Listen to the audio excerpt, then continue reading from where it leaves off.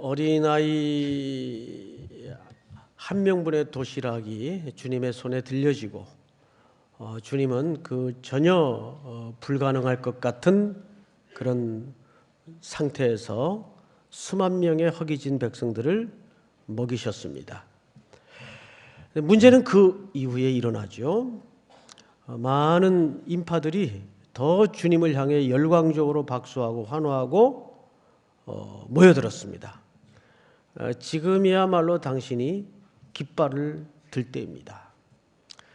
어서 우리의 왕이 되셔서 우리의 허기와 이 무시무시한 어둠의 철권 통치의 신음에서 우리를 구원해 주시옵소서, 해방시켜 주시옵소서 하고 열광적으로 주님을 향해 달려들었습니다. 이때 주님은 세 가지 조치를 취하셨어요. 첫째, 군중들을 흩어버립니다. 흩어버리고 두 번째는 제자들을 먼저 배에 태워서 건너편으로 건너가라. 건너편으로 건너가라. 근데 그 건너편이 어딘가 봤더니 가버나움이라고 돼 있어요. 가버나움은 두 가지 특징이 있죠. 예수님이 가장 많은 역사와 사역을 이루어낸 장소이면서 동시에 가장 회개하지 않은 고을의 대명사이기도 합니다. 주님은 그렇게 열광하는 무리를 뒤로 하고 제자들을 글로 먼저 보냅니다. 그리고 세 번째 조치가 자신은 홀로 산으로 아버지와 하던 대로 습관을 쫓아서 독대하러 오르시죠. 자, 이제 오늘 내용은 그 이후에 벌어진 일이에요.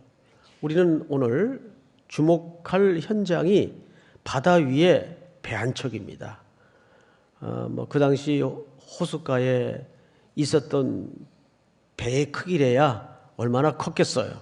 그리고 무슨 동력이 따로 있던 배도 아니고 노나 돛대 외에는 움직이는 동력이 전혀 없습니다. 이렇게 배는 이제 저녁 무렵에 출발을 해서 쭉 미끄러져 들어갑니다. 자, 그러다가 오늘 내용을 읽어보니까 뭘 만나죠? 폭풍을 만나요. 폭풍을.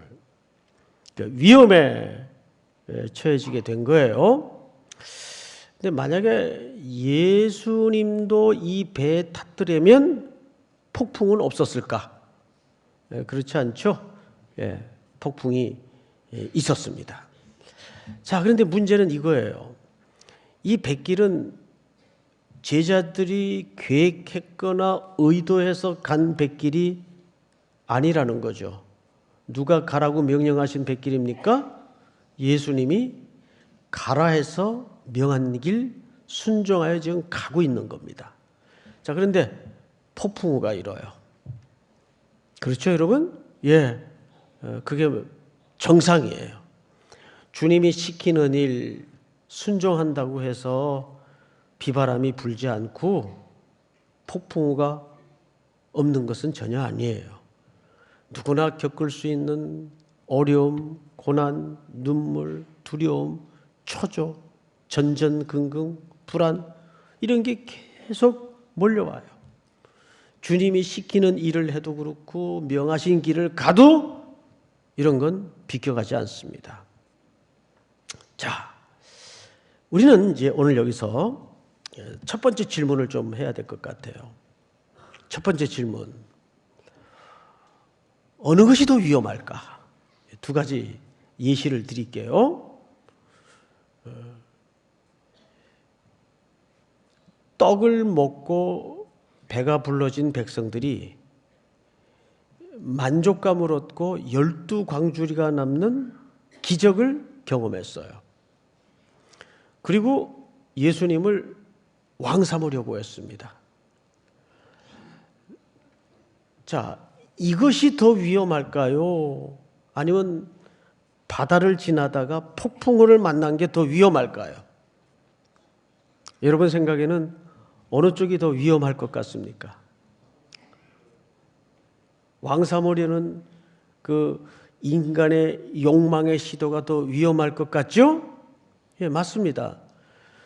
늘 늘 대답은 정답을 하세요. 우리가 그걸 잘 알죠.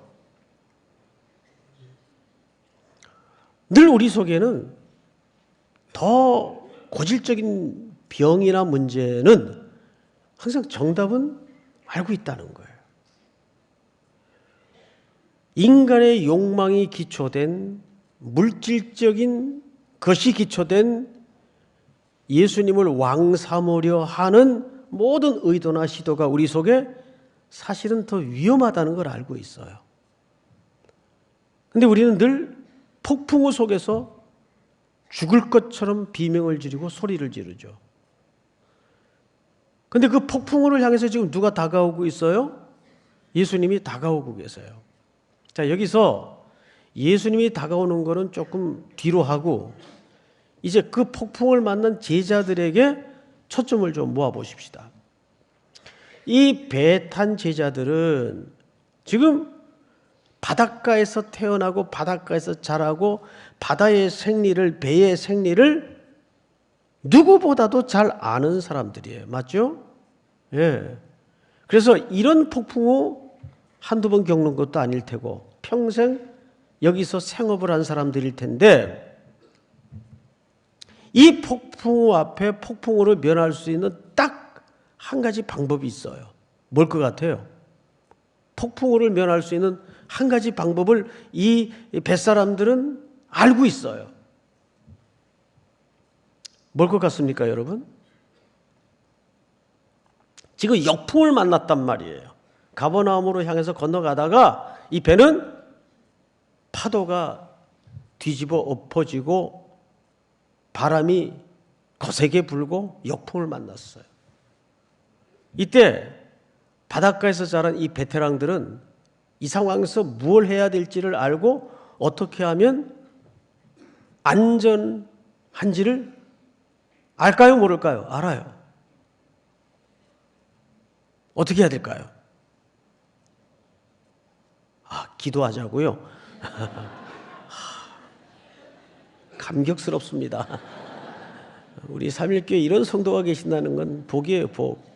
난 한 번도 그런 생각을 못 했는데, 야, 어떻게 또 그런 대답이 참 위대한 오월이 될 것 같아요. 예. 어떻게 해야 될까요? 뱃머리를 돌리면 돼요.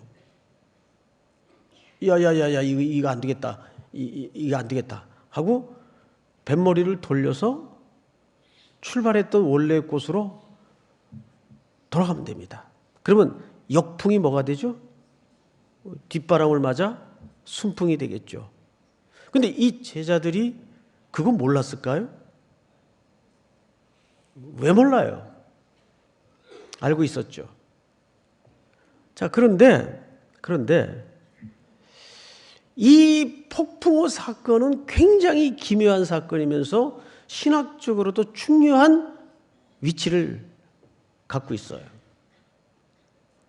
이 모든 사연이 끝난 다음에 다른 복음서의 기자의 글을 빌려보면 이렇게 되어 있어요. 마태가 쓴 이 똑같은 사건의 기록을 한번 읽어드리겠습니다. 배에 있는 사람들이 예수께 절하며 이르되 진실로 하나님의 아들이로소이다 하더라. 이 배에 있는 사람이 도대체 지금 누굽니까? 제자들이에요. 그러면 이 제자들일지라도 이 사람들이 예수님에 대해서 아주 100% 온전한 믿음이라든지 이해가 있었나요? 없었나요? 없었어요. 여기에 당연히 베드로도 타고 있었을 텐데 베드로가 뭐라 그러죠? 만일 주님이시여든 나를 명해서 물 위로 걸어오라 하소서. 바로 그 사건이에요. 그럼 걸어가다가 물속으로 꼬르륵 빠져들어가죠. 그러니까 제자들이 이 바다를 가로질러 배를 타고 건너갈 때는 사실 예수님의 정확한 정체에 대해서 완전한 이해가 없었어요. 그저 이제 강아지 눈 뜬 것처럼 마음속에는 아주 겨자씨만한 작은 믿음밖에는 없었어요. 그마저도 하나님이 심어주시고 넣어주신 은혜요 선물이었겠죠. 자, 이제 배 태워서 건너편으로 갑니다. 그 배 안에 풍경을 한번 상상해 보라고요. 제자들이 무슨 대화를 하면서 노를 저었을까요? 저분 참 이상하네. 지금 같은 이런 절호의 기회가 두 번 올까? 이거 얼마나 좋은 찬스에. 지금 딱 깃발을 들면 상황 끝날 텐데 수만 명이 지금 떡을 먹고 배가 부르고 12가응줄이 남는 기적을 보았어요. 그리고 열화와 같은 박수와 환호와 지지 속에 임금 삼으려는 시도가 충만해 있었어요. 근데 갑자기 다 흩어버리고 자기들은 배에 태워서 건너편으로 건너가 있으라고. 그 명령에 따라 제자들은 지금 배를 탄 거예요. 무슨 대화가 오고 갔겠어요? 저분 참 이상하시네. 목적이 뭐야? 이보다 더 좋은 찬스가 어디 있어? 지금이야말로 깃발을 들고 우리가 기대하던 바로 그 왕이 되어서 로마를 뒤집어 엎고 백성들의 이 굶주린 허기의 시대를 충만케 할 절호의 찬스인데 뭘로 할 수 있냐면 그 안에 베드로가 타고 있었잖아요. 베드로. 얼마나 이 베드로가 나서기 좋아하고 궁시렁거리는 내 일가견이 있는 인물입니까? 그런데 중간에 폭풍우를 만나요. 여러분, 이 폭풍우 사건은 사실상 오병이어의 안에 감추인 또 다른 표적이에요. 그러니까 이중적인 표적이에요. 그래서 학자들마다 이것이 뭐 7 표적 안에 들어가야 되느냐 빼야 되느냐 이런 논란이 있는데 그건 큰 의미가 없어요. 오병이어의 표적 안에 또 표적이에요. 이것이 제자들의 상태입니다. 자, 그런데 문제는 그러면 왜 제자들은 알고 있었을 텐데 뱃머리를 안 돌렸을까요? 왜 안 돌렸을까요? 이 목숨이 왔다 갔다 하는 위기 앞에서 그 연약한 믿음이 중요한 거예요. 그럼 이 제자들은 지금 자기네들이 걸어가고 있는 길의 의미나 예수님의 이해에 대해서 완전하지도 않았고 희미했어요. 잘 몰랐어요, 사실은. 근데 신앙이 원래 그런 거예요. 잘 모르고 가는 거예요. 다 완전히 클리어하게 알고 깨닫고 보고 걷고 가는 사람은 없어요. 이건 뭐지 하고 떠밀려 가기도 하고 어쩌다 돌아보니까 되어져 있고 그걸 다 겪고 경험하면서 걸어가는 거예요.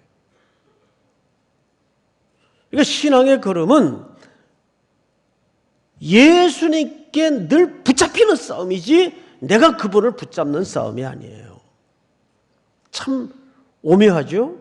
신앙이라는 게. 신앙을 우리는 처음에는 내가 그분을 붙잡는 싸움인 줄 알아요. 아니에요. 진짜 신앙은 그분께 내가 붙들리는 싸움이에요. 제자들은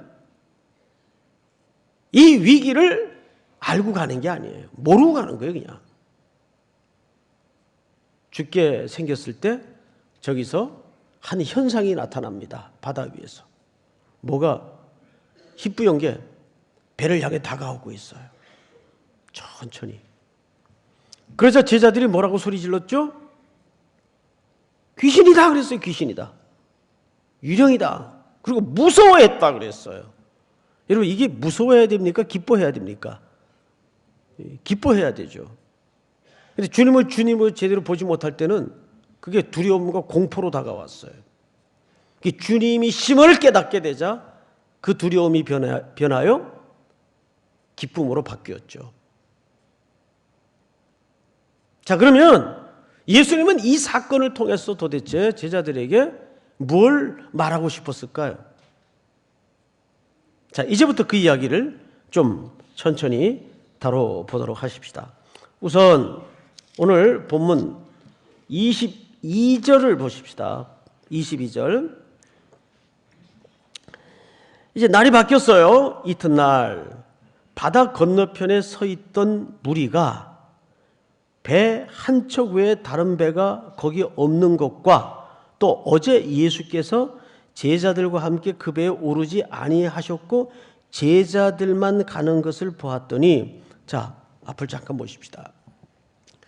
이제 장면은 바뀌어서 폭풍의 밤이 지나고 제자들과 예수님은 이제 건너편에 도착을 했어요. 날이 밝았겠죠? 이튿날 이제 이 출발지였던 건너편에서 어떤 일이 벌어지고 있는가 하면 일단의 무리들이 여러 배를 동원해서 그 바닷가에 도착을 했어요. 예수님 찾으려고. 사라지셨으니까. 근데 사람들은 뭘 알고 있었는가 하면 어제 그 오병이어의 기적을 일으킬 때 이 바닷가에는 배가 딱 한 척밖에 없다는 것을 알고 있었어요. 그리고 그 배는 제자들이 저녁 무렵에 이미 타고 예수님의 명령에 의해서 건너편 가버나움 쪽으로 출발한 것을 또 알고 있었어요. 그러면 바닷가에는 당연히 배가 있어야 됩니까? 없어야 됩니까? 배가 없어야 되죠. 근데 예수님도 없어요. 사라지셨단 말이에요. 이 양반 어디 갔지? 그리고 여러 배를 동원해서 건너편으로 건너온 거예요. 자, 그러자 23절 제가 읽습니다. 그러나 디베리아에서 배들이 주께서 축사하신 후 여럿이 떡 먹던 그곳에 가까이 왔더라. 이제 소문을 듣고 여러 배들이 올망졸망 무리를 지어서 떡 먹던 그 바닷가로 찾아온 겁니다. 그러니 배도 없고 배는 몇 척밖에 없었죠. 원래 한 척. 배가 한 척밖에 없었어요. 그 배도 없는 건 당연하죠. 예수님도 안 계세요. 근데 제자들이 없는 건 배 타고 갔으니까 없는 건 당연한데 예수님은 그 배에 타지 않았거든요. 그것도 사람들이 지금 알고 있어요. 배 안 탔다는 거를. 자, 24절을 보세요. 다 같이 읽습니다. 시작. 무리가 거기에 예수도 안 계시고 제자들도 없음을 보고 곧 배들을 타고 예수를 찾으러 가버나움으로 가서 바다 건너편에서 만나 랍비여 언제 여기 오셨나이까 하니, 자, 이 말 속에는 이중적인 질문이 감춰져 있는 겁니다. 사람들이 가버나움까지 쫓아왔어요. 그리고 물었어요. 질문이 뭐예요? 선생님 언제 여기 오셨어요? 이 말 속에는 어떻게 오셨어요? 라는 말도 내포되어 있는 거예요. 여기 어떻게 오셨어요? 왜? 바닷가에는 원래 배가 몇 척 있었어요? 한 척. 그 배는 누가 먼저 타고 간 걸 알았죠? 제자들. 그 예수님은 여기 언제 오셨냐 그 말이에요. 그 말 속에는 사실상 무슨 질문도 포함되어 있죠? 어떻게 오신 거예요 여기? 이 질문도 포함되어 있는 거예요. 그러자 그들을 향해서 예수님의 말씀이 오늘 핵심입니다. 몇 절을 보시냐면 26절을 보십시다. 예수께서 대답하여 이르시되 내가 진실로 진실로 너희에게 이르노니 너희가 나를 찾는 것은 표적을 본 까닭이 아니요 떡을 먹고 배부른 까닭이로다. 끌어서 설명을 좀 들으십시다. 앞을 잠깐 봐주실까요? 우선 확실한 거 하나는 뭐냐면 이들이 예수님을 이 바다 건너까지 배들을 동원해서 찾으러 나선 것은 왜 찾으러 나선 거예요? 왕 삼으려고. 왜 왕 삼으려고 했죠? 떡을 먹고 배가 불렀기 때문에. 이 사람이야말로 우리의 허기진 시대를 충만히 채워줄 바로 그 메시아다. 로마의 철권 통치를 종식시킬 바로 그 메시아다. 그래서 임금 삼으려고 쫓아온 거예요. 예수님이 그걸 지적하는 거예요. 너희가 나를 찾는 것은 떡을 먹고 배부른 까닭이다. 그러니까 그들의 예수님을 향한 찾음의 기초는 뭡니까? 물질적인 것에 기초한 욕망이 기초가 된 거예요. 그들이 예수를 향하고 예수를 찾는 가장 근본적인 동기는 물질적인 거예요. 저분 만나면 떡이 나온다고 했으니까, 저분 만나면 병이 고쳐진다고 했으니까, 저분 만나면 잘 산다고 했으니까 오늘날 우리 속에 슬며시 감추어진 욕망과 전혀 다를 바가 없어요. 그리고 무슨 까닭이 아니라고요? 표적을 본 까닭이 아니라요. 그 표적이 뭐예요? 예수님이 들판에서 오병이어의 사건을 통해 드러냈던 그 기적은 표적이었어요. 이러한 떡은 먹으면 또 허기가 지는 떡이지만 내가 참떡이다. 나는 어디에서 왔다? 하늘에서 왔다. 근데 이 어디서라는 말이 지난주 얼마나 중요한 말인지 이해하셨죠? 이것은 어디서 났는지 알지 못하더라. 어디서 부는지 알지 못하더라. 어디서라는 말은 인간의 영적인 까막눈과 무지를 설명하는 거예요. 근데 그들은 그 떡을 먹고 배부르면서도 이 떡의 참된 물질적 이상의 그 가치를 몰랐어요. 그것이 예수님을 예표하고 예수님의 십자가를 향한 표적인 것을 전혀 알아채지 못했어요. 그러니까 뭐죠? 제자들의 영적인 상태나 군중들의 영적인 상태나 사실은 똑같은 거예요. 자, 그러면 이 표적이 갖는 또 하나의 특징이 뭔지 아십니까? 이 표적은 제자들만 경험했다는 겁니다. 어떤 표적을요? 폭풍우 치는 표적. 이것은 사실상 구약의 홍해 사건의 재판이에요. 바다를 가로지른다는 것은 새로운 출애굽을 설명하는 거예요. 즉 청중이나 제자들은 아직 어디에 갇혀 있죠? 시선이, 기준이, 기초가 물질적인 것에 기초해서 주님을 왕 삼으려는 시도를 하고 있어요. 맞죠? 예.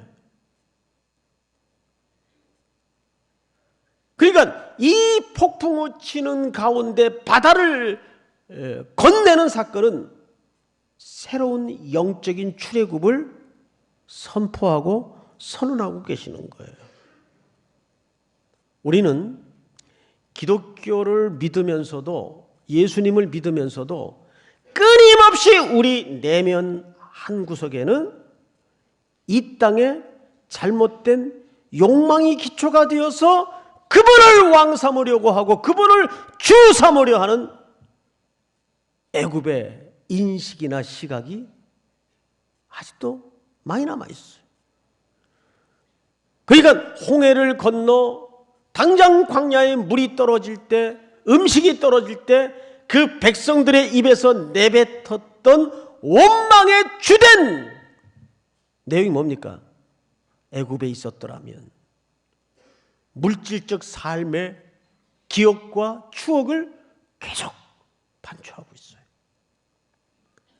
이것이 아직 우리 속에 있다고요. 사실은 남아있어요. 예수님을 바다 건너까지 쫓아온 청중도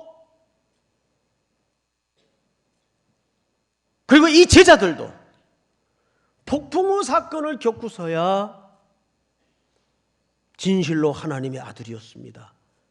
이 고백을 그제서야 엎드려 해요. 자, 그러면 우리가 여기서 다른 복음서의 기자의 시각을 빌려 예수님이 이것을 어떻게 지적하고 있는가를 좀 확인할 필요가 있는데, 자, 한 군데만 읽어드릴게요. 마가는 이렇게 얘기했어요. 내니 두려워하지 말라 하시고 배에 올라 그들에게 가시니 바람이 그치는지라. 제자들이 마음에 심히 놀라니 이는 그들이 그 떡 떼시던 일을 깨닫지 못하고 도리어 그 마음이 둔하여 졌음이로라.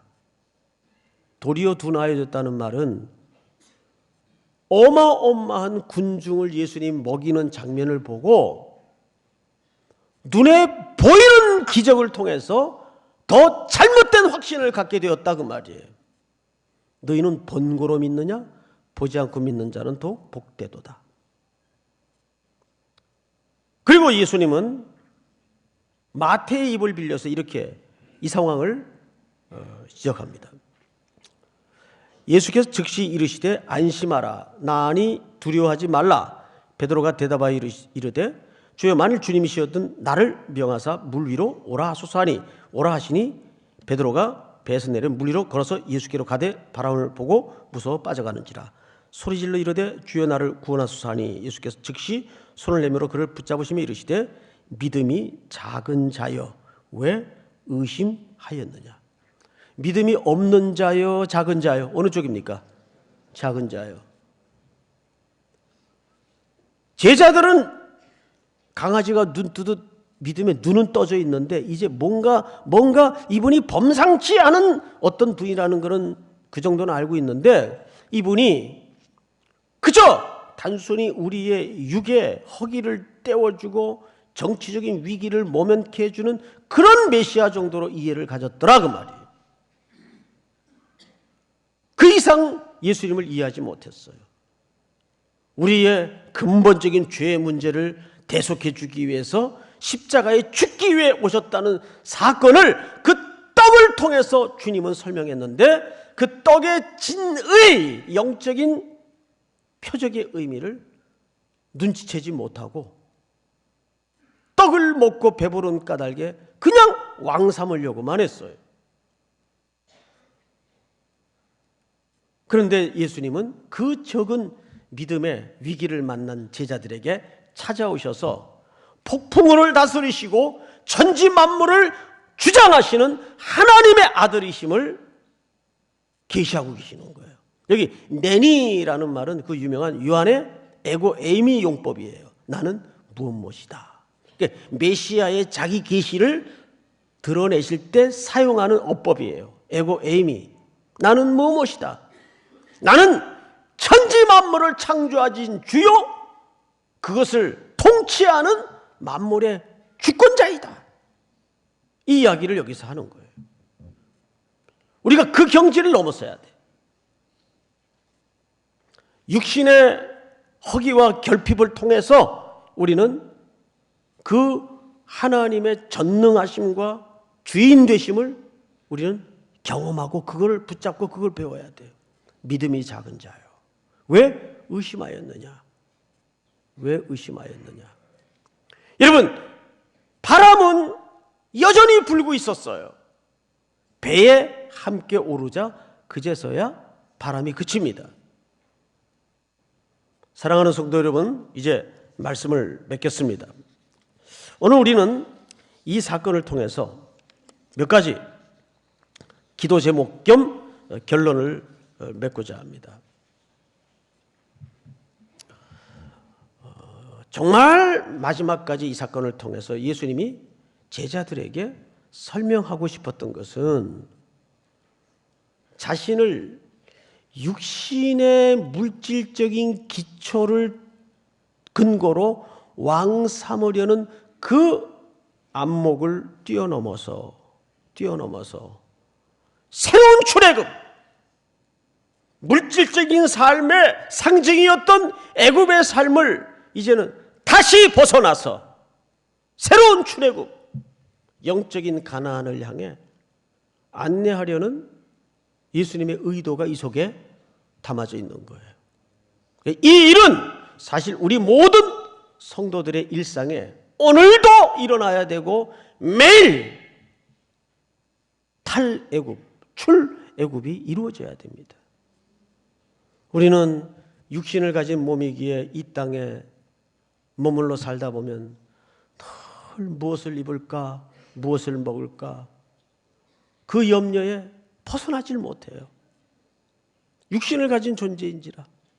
그런데 그 염려를 하는 게 중요한 게 아니고 그거를 뛰어넘어서 그럼에도 불구하고 우리를 먹이시고 우리를 입히시고 우리를 책임지시는 분은 창조주 하나님이요 전능한 주가 되시는 그 예수님이심을 뛰어넘어 그걸 믿음의 눈으로 바라보는 것이 중요한 거예요.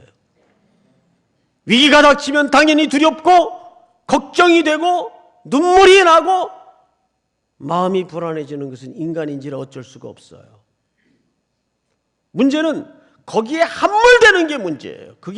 그거를 우리가 없이 살 수는 없어요. 주님도 그 염려의 실체를 인정하셨어요. 걱정의 실체를 인정하셨어요. 아무것도 염려하지 말고 오직 모든 일에 기도와 간구로 너희 구할 것을 감사함으로 하나님께 아뢰라. 우리는 그 염려를 통해서 그 걱정을 통해서 그 전전긍긍의 일상의 삶을 통해서 우리의 시선의 목적지는 계속 어디로 향해야 됩니까? 우리를 책임지시는 예수님, 하나님, 성령님, 그 삼위 하나님께로 우리의 인생의 결론이 계속 줄기차게 모아지는 씨름이 있어야 돼요. 믿습니까? 5월 한 달도 그 폭풍우를 지나는 와중에 있다 할지라도 하나님께서 여전히 그 폭풍우 한가운데 계실 때 거기가 가장 안전한 자리임을 믿으시기 바랍니다. 다 일어나십시다. 첫째, 주님 정말 제가 위험한 자리는 어디일까요? 떡을 먹고 배부른 바로 그 자리는 아닐까요? 돌아보십시다. 아무리 폭풍우가 몰아쳐도 거기에 주님이 찾아오신다면 거기가 가장 안전한 자리임을 믿으시기 바랍니다. 두 번째는 오늘 특별히 어린이 주일 각 교회 학교별로 지금 귀한 모임과 행사를 하고 있는데 우리 삼일교회는 다음 세대 미래를 준비하는 귀한 교회로 매일매일 새로워질 수 있도록 은혜를 허락해 주시옵소서.